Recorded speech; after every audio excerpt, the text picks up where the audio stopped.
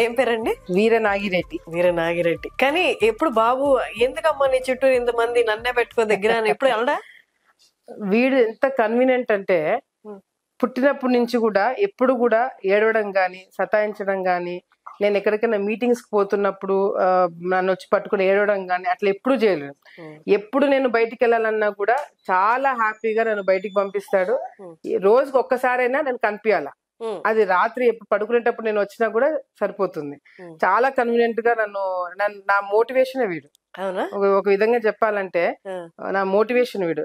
రేపు పొద్దున how he wants to be, వాడి లైఫ్ ఎట్లా ఉండాలనేది కూడా వీడు పుట్టిన తర్వాత నేనెంత కమిటెడ్ గా ఉండాలా, నేనెంత సీరియస్ గా ఉండాలా, వీడి ఫ్యూచర్ తో పాటు అన్ని కూడా ఎట్లా ఆలోచించాలనే ఒక క్లారిటీ నాకు వీడు పుట్టిన తర్వాత వచ్చింది. వీడు పుట్టిన తర్వాత మా ముగ్గురు లైఫ్ లో చాలా చేంజ్ వచ్చింది. ఎందుకంటే అప్పటి వరకు ఎప్పుడు ప్రాబ్లమ్స్, కేసులు, తల్లిదండ్రులు ఇద్దరు చనిపోయిన లోటు, ఇంట్లో అంతా ఎప్పుడు చాలా సైలెంట్ గా ఉండేది. వీడు వచ్చిన తర్వాత మా ముగ్గురు లైఫ్ లో కూడా చాలా డిఫరెన్స్ వచ్చింది. ఒక కమిట్మెంట్ వచ్చింది, ఒక క్లారిటీ వచ్చింది బేసిక్ గా చెప్పాలంటే. So he made all the difference అన్నమాట మాకు. ఓకే. కానీ మీ నేచర్ లో అంటే అంతకు ముందు వరకు మీరు ఒక ఫైర్ అది ఇలా అలా మాట్లాడేవారు జనాలందరూ బయట. కానీ ప్రెగ్నెన్సీ టైంలో ఆడవాళ్ళు అనేవాళ్ళు చాలా నేచర్ సాఫ్ట్ అయిపోతుంది, ఎక్కువ సెక్యూర్ గా ఉండాలి అన్న మైండ్ సెట్ వచ్చేస్తుంది అనిపిస్తుంది. మీ నేచర్ లో చేంజ్ వచ్చిందా అప్పటికి?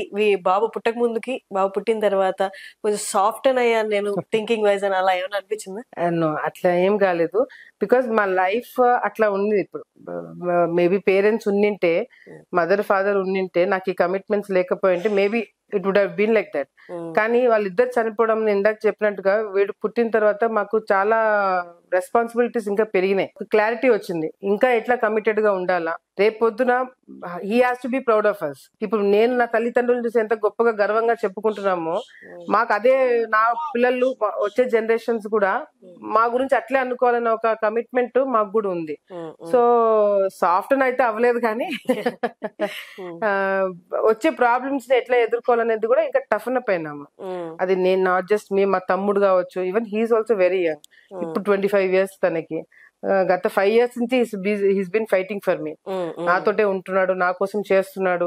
ఎవరు నా గురించి ఏం మాట్లాడినా కూడా he stood by me. So వచ్చే జనరేషన్స్ అన్ని కూడా ఐ థింక్ మాకు అది రాసి పెట్టినట్టుంది. సో వచ్చే జనరేషన్స్ అన్ని కూడా ఈ ఆలగడ్డకి, ఈ ప్రాంతంకి కమిటెడ్ గా ఉండాలని చెప్పి రాసి పెట్టింది మాకు.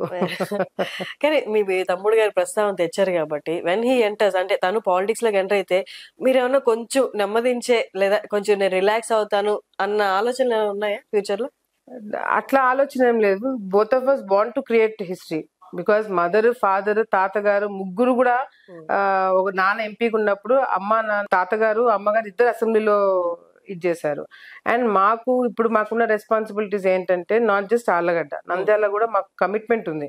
వి will not say we will fight for the ticket, లేకపోతే మాకు అక్కడ ఏదో కావాలనేది కాకుండా కమిట్మెంట్ మాకు నియోజకవర్గంలో 2 నియోజకవర్గాల్లో మాకు కమిట్మెంట్స్ ఉన్నాయి. సో దానికి తగినట్టుగానే మేము రాజకీయాలు చేయాల్సి వస్తుంది.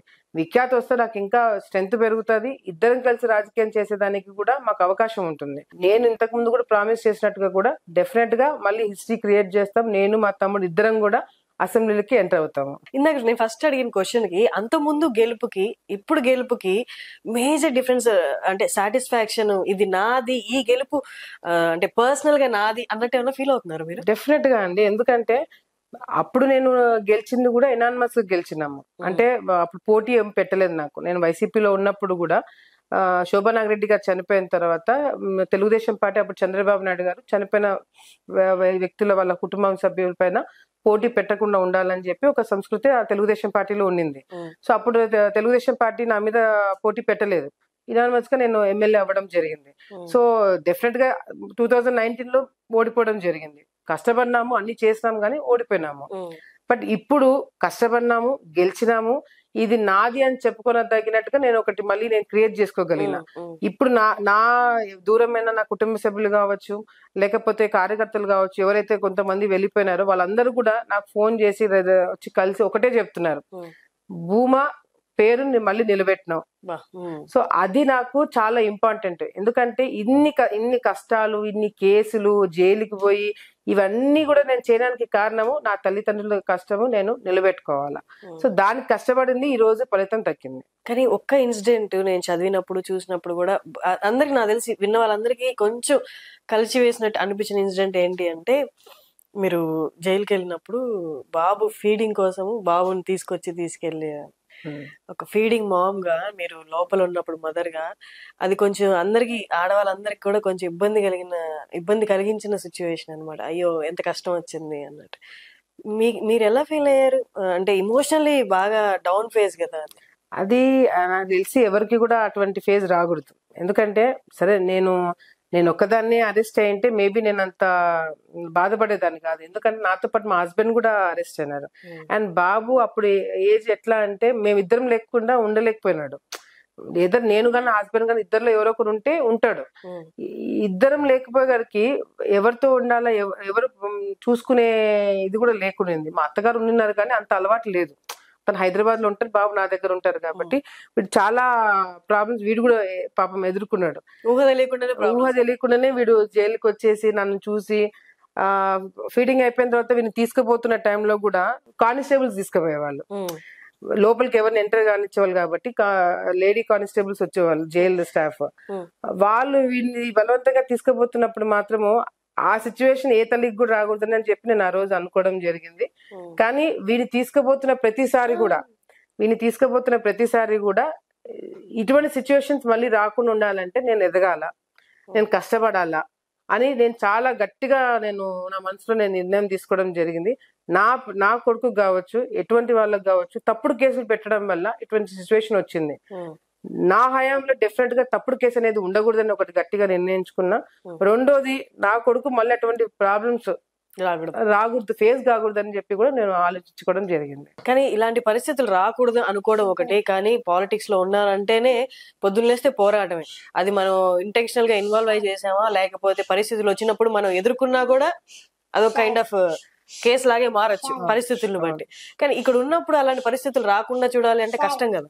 కష్టమే, కాకపోతే వీనిది గట్టిగా తయారు చేసుకోవాలని ఒకటి, వీని స్ట్రాంగ్ గా ప్రిపేర్ చేసుకోవాలా. అండ్ రెండోది కూడా, మేము మొన్నటి వరకు కేవలము ఆలగడ్డ వరకే మేము పని చేసాము, రాజకీయం చేయలేదు. రాజకీయం చేయాలనేది ఇప్పుడు మాకు అర్థమైంది. సో రాజకీయం ఎట్లా చేయాలా, మేము బయట రాజకీయం ఒకటే చూసుకుంటున్నాం, లోపల చాలా రాజకీయాలు జరుగుతున్నాయి. దాని మీద ఎప్పుడు కాన్సన్ట్రేట్ చేయలేదు. ఎవరైతే మనకి మేలు చేస్తారని చెప్పి అనుకున్నామో వాళ్ళే మాకు కీడు చేస్తారని చెప్పి ఎప్పుడు అనుకోలేదు, అటువంటి ఆలోచన రాలేదు. కాకపోతే ఇప్పుడు అందరినీ కూడా డౌట్ చేయాలా, లోపల రాజకీయాలు చూసుకోవాలనేది కూడా మాకు ఆ రోజు సిచ్యువేషన్ తర్వాత అర్థమైంది. సో అటువంటి సిచ్యువేషన్ రాకుండా చేయాలంటే మా జాగ్రత్తలు మేము ఎట్లా ఉండాలనేది కేవలం బయట శత్రువులే కాదు, లోపల శత్రువుతో కూడా ఏ విధంగా ఉండాలనేది కూడా అర్థమైంది మాకు ఆ రోజు. సుమన్ టీవీలో మీ పర్సనల్ అండ్ బిజినెస్ ప్రమోషన్స్ కోసం కింది నెంబర్ కి కాంటాక్ట్ చేయండి.